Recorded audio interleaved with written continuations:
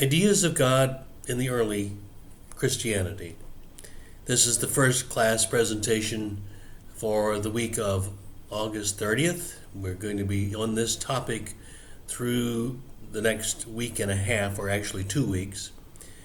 And I'm giving you in this presentation the basic underlying notion of what we're about and the kinds of ideas that led to the way Christians defined and understood, that is, the ideas they had about God in that early period of time.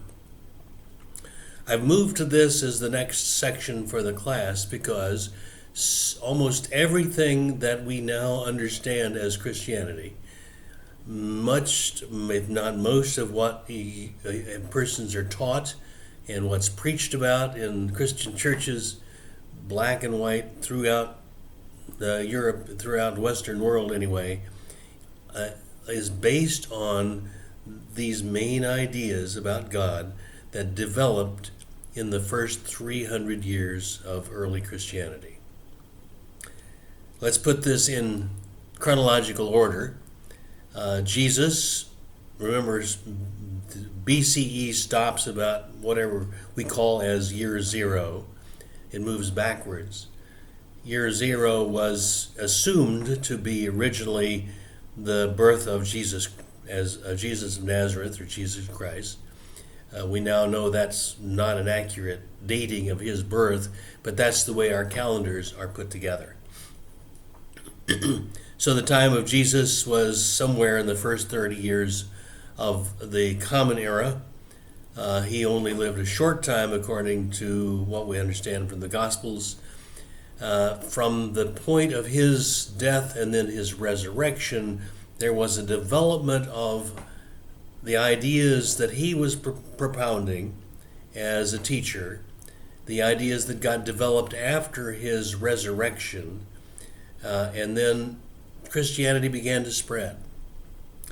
And so we're actually I'm going to take you through a little bit of that first development of Jesus, the Jesus idea, and how that developed into ideas about God, the Christian ideas about God. We'll eventually get to the big question, the big idea of God, which is the Trinity, which is the topic, which is the title of chapter 4 in Armstrong's book, A History of God, which is what you're assigned for these 2 weeks.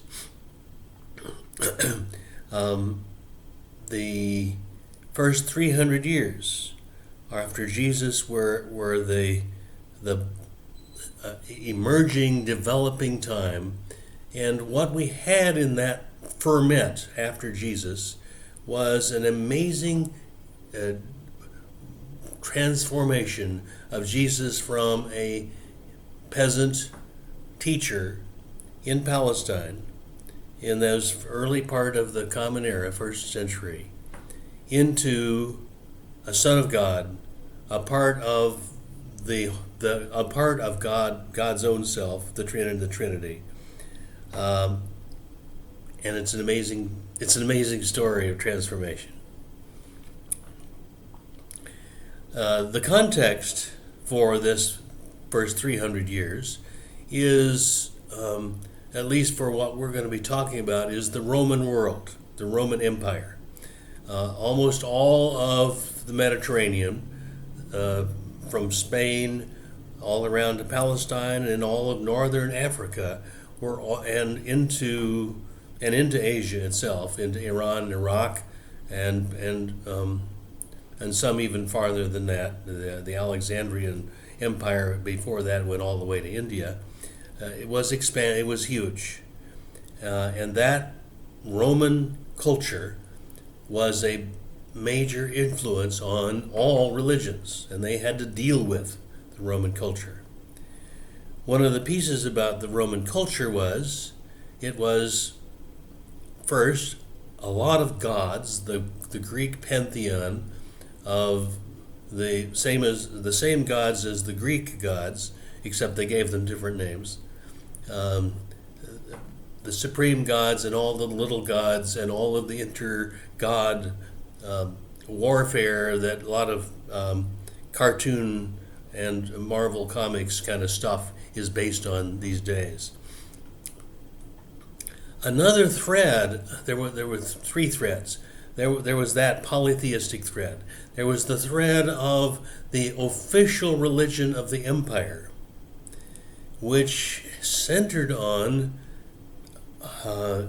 it may sound a little familiar, it's centered on worship as the emperor, who was called Caesar, who was considered a god. And all Romans, citizens and those who were conquered by Rome, had to regularly offer worship, burn incense to the glory of Caesar, whatever emperor happened to be in power at that time. That was a problem for Christians, of course, who believed that there was no other God but God. And many of them ran afoul of the Roman Empire because of that particular rule. The other interesting piece about Caesar being a god is he was also called the Son of God. Begins to sound a little familiar to those who know the Christian ideas of God and about Jesus. There were stories about Caesar, and each Caesar, about his special birth, his mother being holy and special and maybe virginal. All of those stories were there in the Roman Empire, and those stories inflected, kind of interspersed into the Christian theology, so that after a while, that's how Christianity got interpreted. There's a third stream of religion that was floating around the Roman Empire, and that was Greek philosophy. We've talked about the axial empire, the axial age, and one of the major movements was Greek philosophy, and the headliner of all Greek philosophy was a philosopher named Plato, Plato. Plato wrote about his teacher Socrates. They thought deeply about the world. They rejected the polytheistic notions of Greek and Roman regular everyday culture and said, no, there is only one supreme God. And here's what they said about the supreme God. God, let's see, where is it?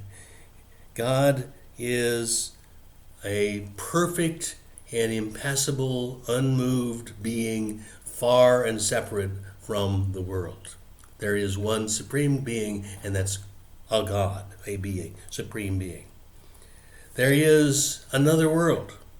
There is this world of chaos and mess and fragility and time passing and things changing. And then there is the ideal world, somewhere up there, out there, that is perfect, that is pure, that is beautiful, that is full of truth, absolute beauty and absolute truth. That is very appealing to people who have to live in the mess of first, second century of the Common Era, which was a brutal and terrible time to live. The third piece of Platonism that begins to embed itself in Christianity is the notion of immortality. The immortality that each person has as a part of them is that eternal connection with that pure outside world. That is the soul. And that doesn't die. Those pieces are a piece that flows through Roman culture, and as Christians came along and began to spread Christianity and tell other people about the faith of Jesus and this amazing teacher who lived and who died and who is alive again and is changing lives and making sense of people's well-being, the problem they had with Jesus in the Roman world was, how did Jesus die? He was crucified, executed brutally by the Roman government as a traitor, as someone who was stirring up trouble, who was a protester, whose life was worthless. And the notion of crucifixion, executing somebody by hanging them on a cross until they excruciatingly, painfully died, was a way of erasing them. They no longer existed. They were at worse than nothing. They were unremembered. There was no name. There was no body to get rid of. It was the way of, you're gone, you're nothing, you're nobody. You were the worst of the worst if you were crucified. And here are Christians going around saying, Jesus, the Son of God, was crucified and dead and buried. And the Roman people influenced by Roman thinking said, that can't be, that doesn't work. So Christians began, Christian leaders and teachers began trying to use the common thinking of the Roman people, the Roman Empire people at that time, particularly the Greek Plato philosophy, to try to make sense of this Jesus religion that they were talking about, that had broken off from Judaism because the Jews and they couldn't agree on who God was and who Jesus was. And they were spreading like wildfire. And they had to figure out how to make sense of this Jesus. And they use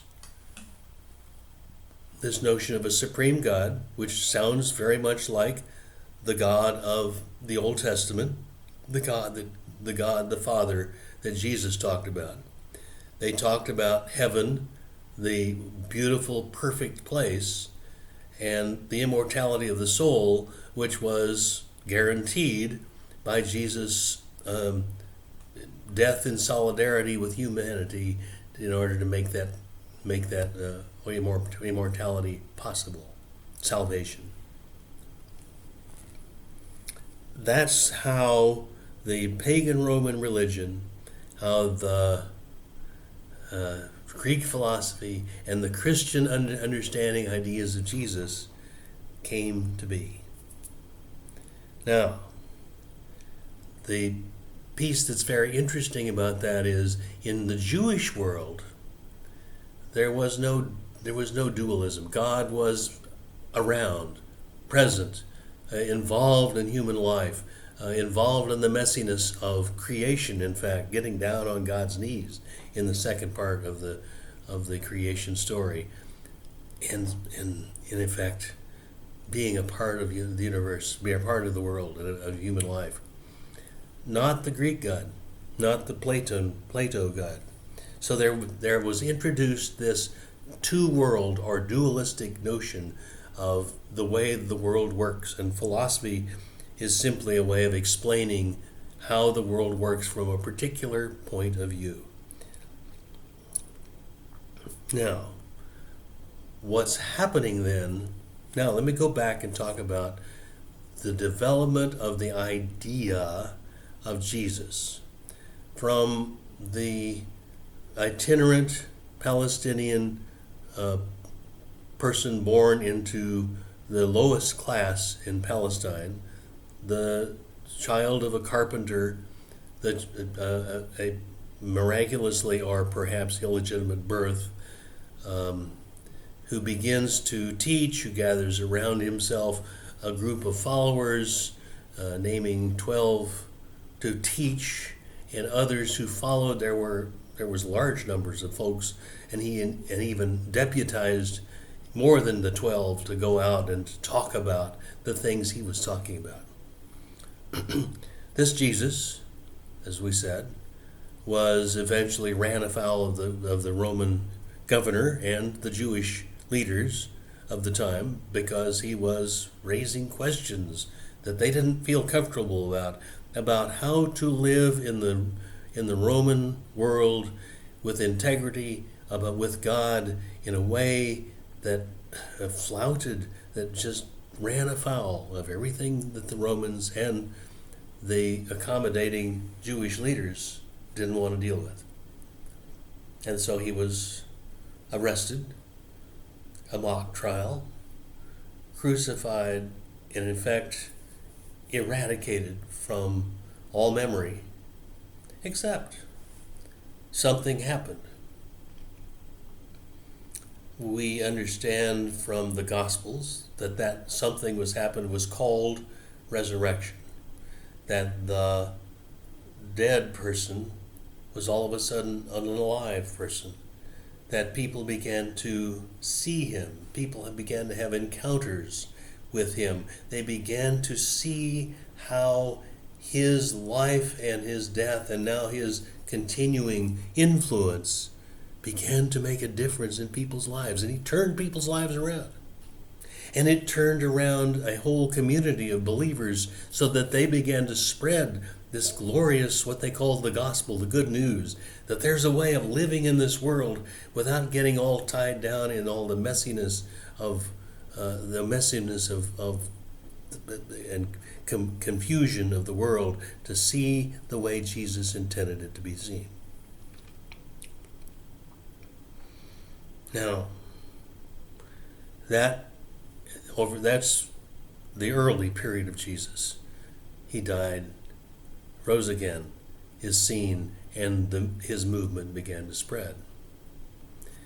The next thing that happened is that they began to say, there's something especially God-like in this experience of Jesus, the risen Christ.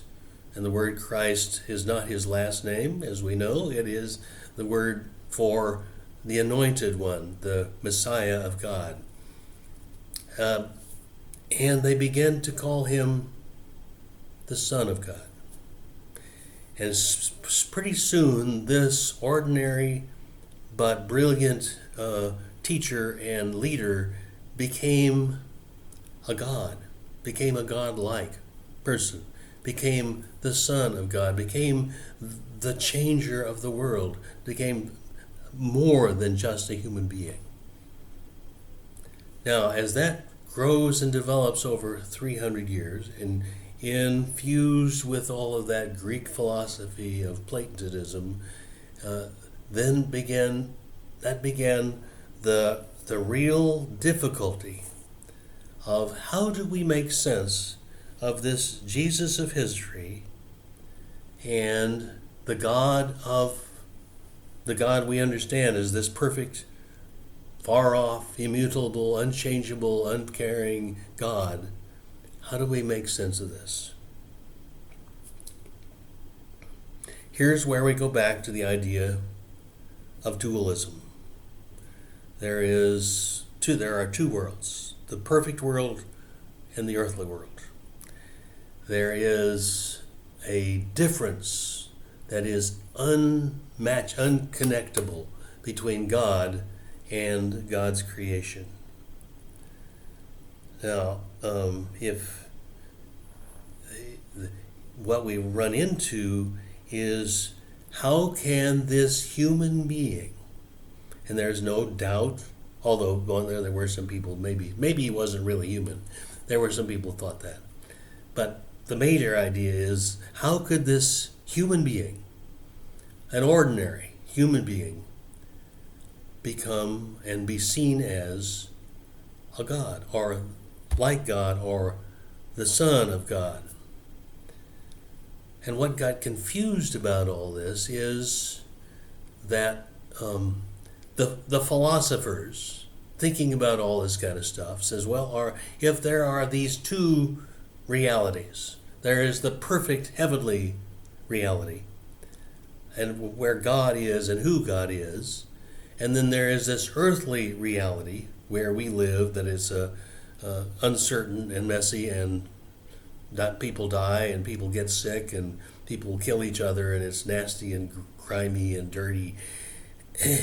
Those are two different things. And so they began to say, well, maybe they're made of two different kinds of stuff. stuff.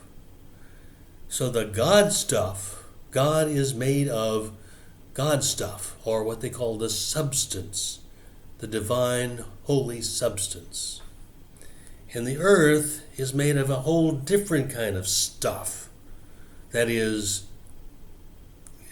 mortal. It dies. It's unstable. There's nothing easy or decent about it. It just keeps falling apart. It keeps changing. It keeps growing and differing.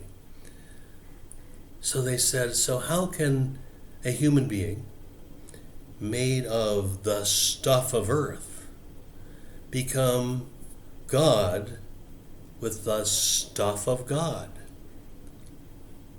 They couldn't quite understand how that worked. And that became the huge controversy that ruled the controversies and decisions of early Christianity. We'll take up on Wednesday the discussion of some of that kind of stuff. What is God made of? What is Jesus made of? So I want you to follow up this presentation by looking up. Look up under Wikipedia, look it up under Britannia is a much more authentic or much more reliable source than Wikipedia itself. The ideas of Plato, Platonism, and the concept of dualism. Go back and look again if you haven't read chapter 4 of Armstrong. Read particularly for this week. Let's see, till we get to Augustine. So read through from page 107 to 118. That'll get you through the stuff we're going to be talking about this week. Wednesday, we'll talk about the big controversy between those who said Jesus wasn't really God and those who said, oh, no, Jesus was really the Son of God. And that led to the idea of God, so big in Christianity still, of the Trinity, that there are 3 different ways of understanding God, the Father, the Son, and the Holy Spirit. That's what we're going to work on for Wednesday. But for today, follow up what I'm talking about by looking up Plato, Platonism, and dualism. Enjoy thinking about these ideas of God.